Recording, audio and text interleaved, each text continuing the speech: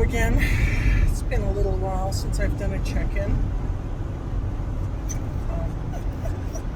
That little whimpering in the back is my little buddy Chandler, and he is reacting a bit to how I'm feeling.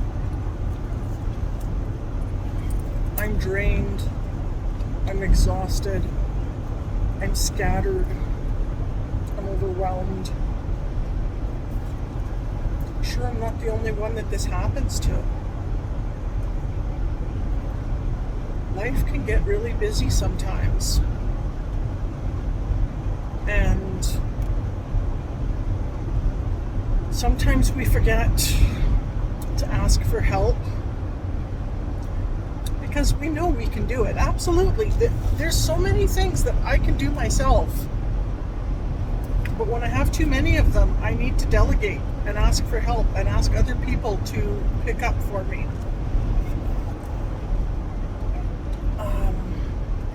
Part of why I'm feeling this way right now is because I have been going for a month without an administrative assistant at the office. And truthfully, although my admin assistant is there for everyone, 80% of their job is being my right hand.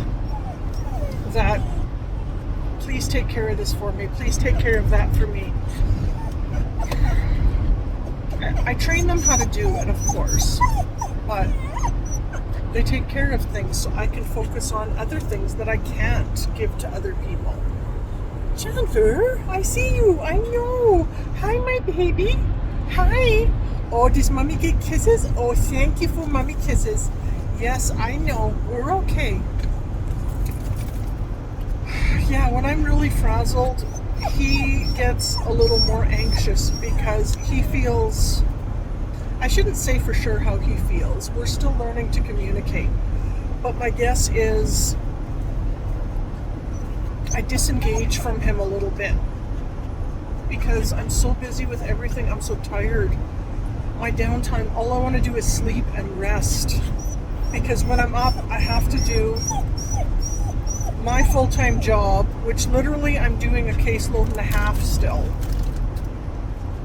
I'm hiring other workers, I'm training them, I'm getting them up to speed so I can offload and be down to just one caseload. It's okay, baby. Hello. But of course right now I'm doing my caseload and a half plus the admin, not just for myself, but for everyone at the office.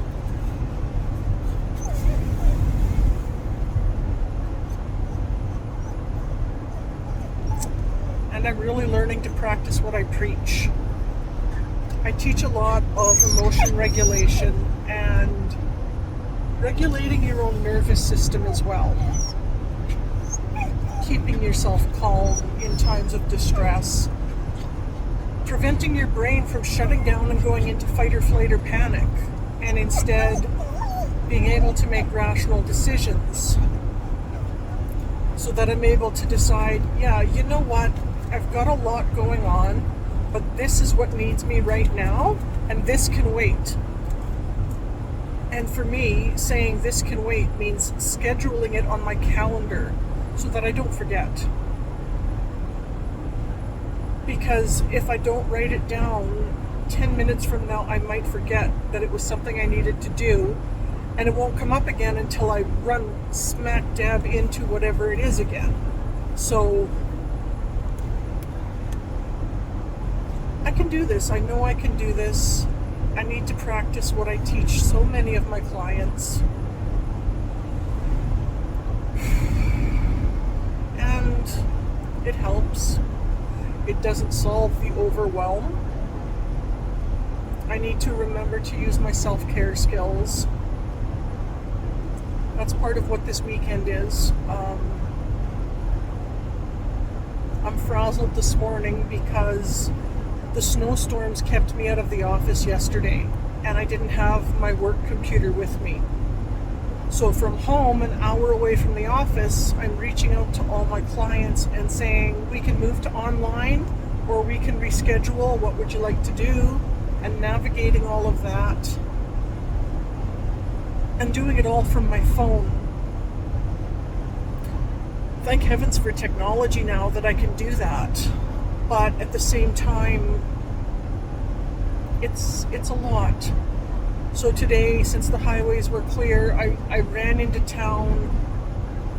We had a staff meeting this morning, so we all went for a really nice breakfast and just talked about a few office things, but then just talked and connected as people, which is so nice to do. And then, of course, after the staff meeting, I ran around, got my computer, did this appointment, did that appointment, zip, zip, zip, zip. And right now I'm headed home. It's early in the afternoon. And my plan is when I get home, I still have to unpack from moving.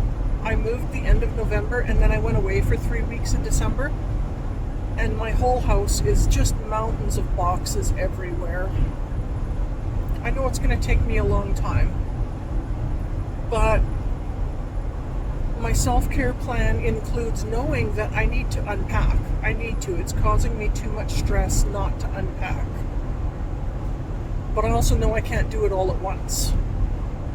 And I'm very busy at work. So days like today, where I'm going to be home all afternoon and evening, I have no plans to go out. If I want to go out later just to get out of the house, that's different. But I have no plans. I don't have to be anywhere. Same with all day tomorrow. I don't have to go anywhere. So the plan on days like that is, if I don't even want to change out of my pajamas, I don't. I stay home. I make sure I eat. I make myself a nice pot of coffee at breakfast. I take care of my puppy, make sure he gets fed and watered, and take him out to pee and poop. And try to remember that even though we don't have room in the house right now, we need playtime. He is still just a baby boy. Oh, he's laid down now. He's resting back there while we're on the road. He's such a sweetheart. But yeah, even remembering to take him outside and play with him for a bit will help. Catching up on the bills. I mean, not only do I have personal bills to pay, I run 3 small businesses. Yeah, there's a lot. There's a lot to manage, and I delegate. But one of my biggest people I delegate to, I've had to hire, and she starts Monday. And I know for the next at least 3 weeks, I'm not going to be doing her job.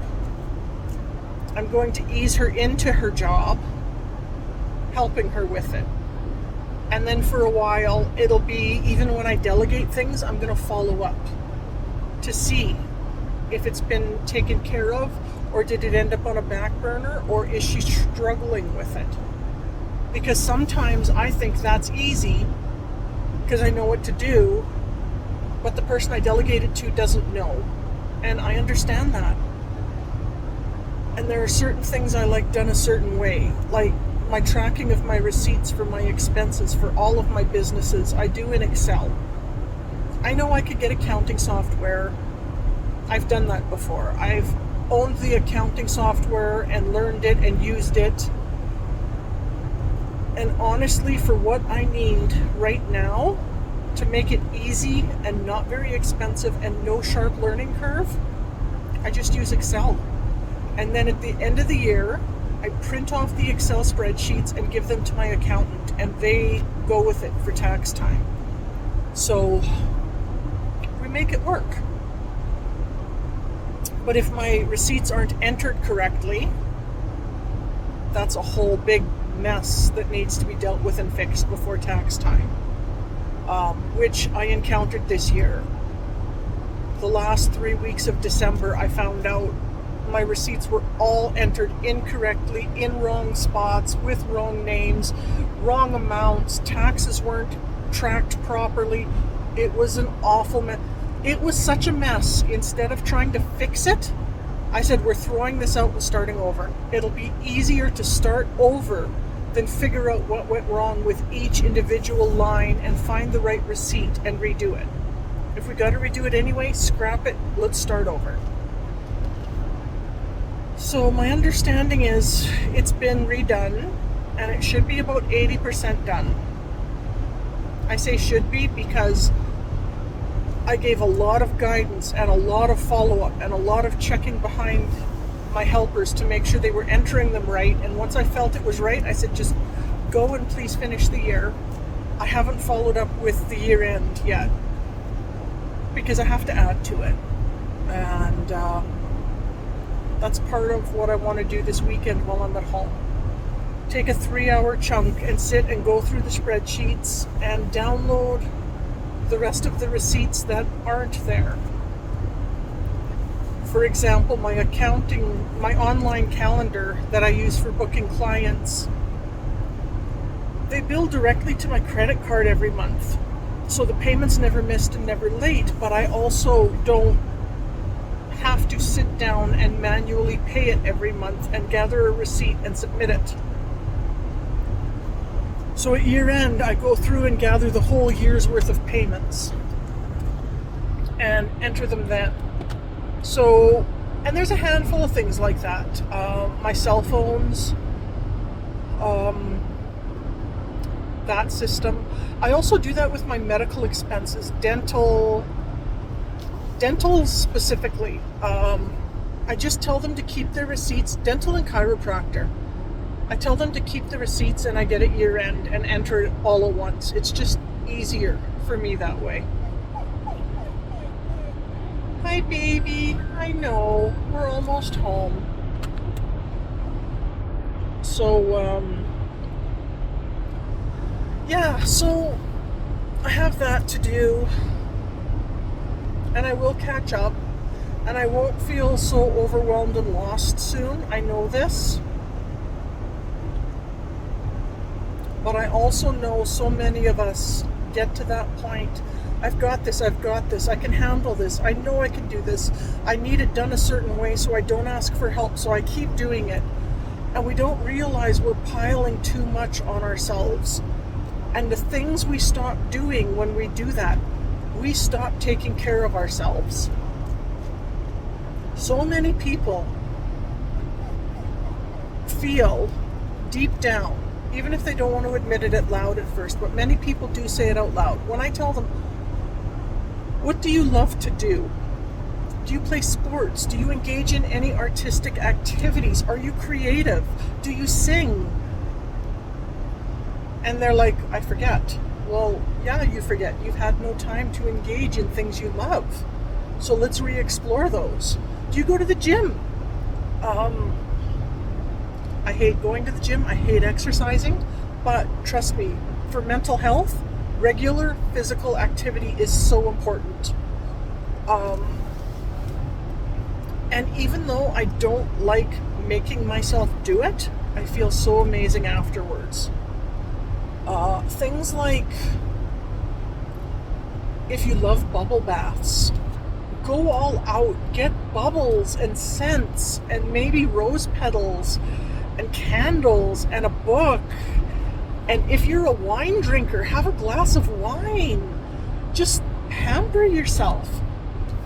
And so many people, really, isn't that selfish? You know what? Taking care of yourself is not selfish. Taking care of yourself is what recharges your batteries so that you have more energy and more to give to everybody else. You can only give so much and then you're drained. But if you take these little times to remind yourself you're special and you're worth it and you're important, and you don't wait for someone else to do it for you. Why would you wait for your husband to pamper you like that? If you've got one that does that, oh my God, you are so lucky. They're a keeper. Actually, I shouldn't say that, but that kind of behavior is amazing. But think about it. Who knows what you need? Like truly knows, isn't guessing, but truly knows what you need. And who can provide you with the love and the caring that you absolutely need? It's you. And I know it sounds corny, and so many of us look outside of ourselves. We look to relationships. We look to friendships to help with that. And you know what? Sometimes they're amazing. But the most consistent person in your life, the one that will always be there, no matter what, is you.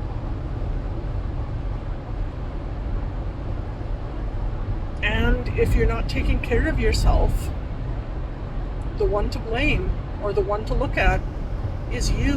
Why aren't you making yourself a priority? Have you forgotten how important it is to take care of you? We do. We completely forget. We figure there's time later. This isn't as important as what that person needs. And occasionally, yes, if you've got kids, sometimes they come before us. In fact, more than sometimes, 90% of the time they do. But when do you come first? If you never come first, it's no wonder you're constantly hitting exhaustion and burnout. Because nobody's taking care of you.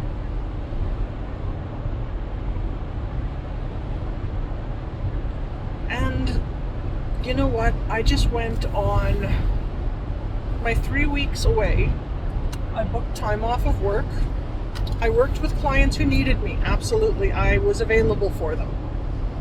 But other than doing some check-ins on my 3 weeks away, it was about traveling and sightseeing and dancing. And it filled my heart. And I even got to do some shopping at some of my favorite shops, and I found such amazing things on my travels.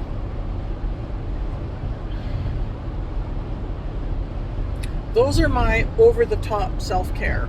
That's what I do. But then when I come home, I have to remember I can't just rely on my 3 times a year blowout self-care things. I need the little things. I need to just stand under the shower once in a while and let the warm water massage me, even after I'm clean. Just stand there and breathe and feel the warmth of the water hitting my skin and rolling down my back. Right now, part of my self-care is unpacking. Yeah, you know what? A mountain of boxes, too much panic scare. So my rule, on days where I'm not running like a chicken with my head cut off, I want to do at least 5 boxes. And I know me. Usually if I do 5 boxes, I'm going to do more. But if I'm having to really force myself to do those 5 boxes and I'm struggling, at the end of the 5th box, I feel successful. Hey, I did it. Didn't want to, didn't like it, but I've succeeded, and there are 5 less boxes to unpack now. Go me. And I've earned the time to sit and just watch Netflix for a while. And then there's other times I'll go into a room and it's like, okay, I only have to do 5 boxes. And 2 hours later, every box in that room is unpacked or moved to the room where it belongs. And I'm amazed at what I can get done. Do I expect that of myself every time? No. I'm not perfect. Nobody is. But I also don't want to feel, if it's not perfect, it's not worth it. It's not true. I don't care if it's perfect. If I can do 5 boxes, you know what? In the mountain of boxes in my home, it looks like nothing in the moment. But 5 and 5 and 5 and 5 and 5 and 5 and 5, and suddenly a room is set up and it's not something I have to unpack anymore. It's been done. Baby steps.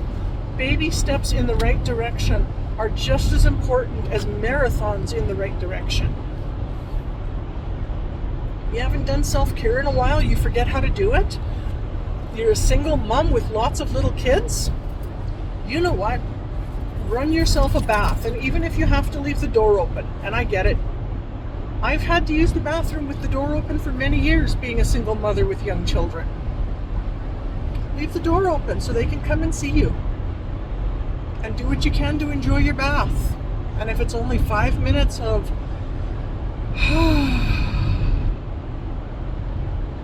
that might be enough. That might be enough to get you through. And then the next time maybe you'll get 10 minutes. You're worth it. You're worth the tiniest baby step in the right direction. And it's so easy to forget that when we get overwhelmed. And the more you take care of you, the more you're going to remember, hey, I can ask for help, or I can delegate, or someone offered to do this for me. Or you know what, call up a friend and say, listen, I am going stir crazy at home, the cold weather, everything else. Let's make a date to go for coffee. And if you have kids in tow, do it at McDonald's Playland and let the kids just enjoy themselves. They've got a safe place where they can play, and you're still there watching them. But you can have an adult conversation with another mother. It means so much, not only to ourselves, but also to that other person. So if you're feeling a little burnout, don't try to ignore it. Don't think about it, because it's too much and it causes me more stress and thinking about the mountain ahead of me, and I've got to stop thinking about it because it makes it worse. No. Take a minute and breathe and acknowledge you're feeling that way. Accept it. And then, okay, yes, I do have this mountain of stuff, but have I included my self-care in that?